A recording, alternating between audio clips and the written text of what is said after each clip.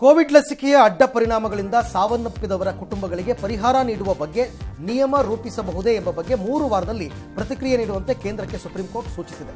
ಇದಕ್ಕೂ ನನಗೂ ಸಂಬಂಧ ಇಲ್ಲ ಅಂತ ಕೇಂದ್ರ ವಾದಿಸುವಂತಿಲ್ಲ ಅಂತಲೂ ಸುಪ್ರೀಂ ಕೋರ್ಟ್ ಹೇಳಿದೆ.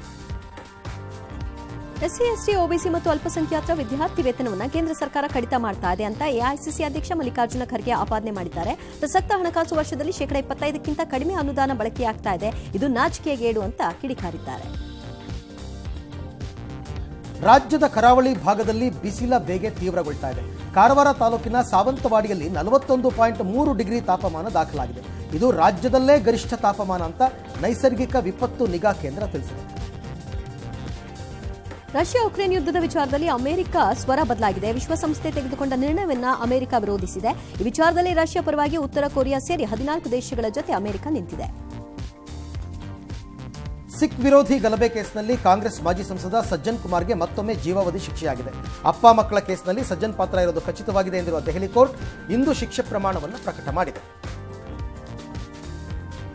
ಹೊನ್ನಾವರದ ಕಾಸರಗೋಡಿನಲ್ಲಿ ಖಾಸಗಿ ಬಂದರು ನಿರ್ಮಾಣಕ್ಕೆ ತೀವ್ರ ವಿರೋಧ ವ್ಯಕ್ತವಾಗ್ತಾ ಇದೆ. ಸರ್ವೆ ಖಂಡಿಸಿ ಸ್ಥಳೀಯ ಮೀನುಗಾರರು ಪ್ರತಿಭಟನೆ ನಡೆಸಿದ್ದಾರೆ. 50ಕ್ಕೂ ಹೆಚ್ಚು ಮಂದಿಯನ್ನು ಪೊಲೀಸರು ಬಂಧಿಸಿದ್ದಾರೆ. ಮಂಗಳೂರಿನ ಕೋಟೆಕಾರ್ ಸಹಕಾರಿ ಬ್ಯಾಂಕ್ ದರೋಡೆ ಪ್ರಕರಣ ಸಂಬಂಧ 2 ಸ್ಥಳೀಯ ಆರೋಪಿಗಳನ್ನು ಪೊಲೀಸರು ಬಂಧಿಸಿದ್ದಾರೆ. ಬಂಧಿತರನ್ನ ಕೋಟೆಕಾರು ನಿವಾಸಿ ಮಹಮ್ಮದ್ ನಜೀರ್ ಮತ್ತು ಭಾಸ್ಕರ್ ಬೆಳ್ಚಪ್ಪಾಡ ಅಂತ ಗುರುತಿಸಲಾಗಿದೆ. ಕ್ಯೂನಿಕ್ಸ್ ವೆಂಡರ್ಸ್ಗಳಿಗೆ ತನಿಖೆ ಮುಗಿಯುವವರೆಗೂ ಹಣ ಬಿಡುಗಡೆ ಮಾಡಲ್ಲ ಅಂತ ಸಚಿವ ಪ್ರಿಯಾಂಕ್ ಖರ್ಗೆ ಸ್ಪಷ್ಟಪಡಿಸಿದ್ದಾರೆ. ಖರ್ಗೆ ಹೇಳಿಕೆಯನ್ನು ಕ್ಯೂನಿಕ್ಸ್ ವೆಂಡರ್ಸ್ ಖಂಡಿಸಿದ್ದಾರೆ. ಸಿಎಂ ಭೇಟಿಗೆ ನಿರ್ಧರಿಸಿದ್ದಾರೆ. ಮಲ್ಪೆಯ ಸೆಂಟ್ ಮೇರೀಸ್ ದ್ವೀಪದ ಬಳಿ ಸಂಶಯಾಸ್ಪದವಾಗಿ ನಿಂತಿದ್ದ ಒಮನ್ ದೇಶದ ಮೀನುಗಾರಿಕಾ ಬೋಟನ್ನು ಕರಾವಳಿ ಕಾವಲು ಪಡೆ ವಶಕ್ಕೆ ಪಡೆದಿದೆ. ಅದರಲ್ಲಿದ್ದ ತಮಿಳುನಾಡಿನ 3ರನ್ನ ಬಂಧಿಸಿದೆ. ಒಮನ್ ಮೂಲದ ಬೋಟ್ ಮಾಲೀಕ ಸಂಬಳ ಆಹಾರ ಕೊಡದೆ ಟಾರ್ಚರ್ ಕೊಡ್ತಾ ಇದ್ದ. ಇದರಿಂದ ಮೀನುಗಾರರು ತಪ್ಪಿಸಿಕೊಳ್ಳೋದಕ್ಕೆ ಬಂದಿದ್ರು ಅಂತ ಗೊತ್ತಾಗಿದೆ.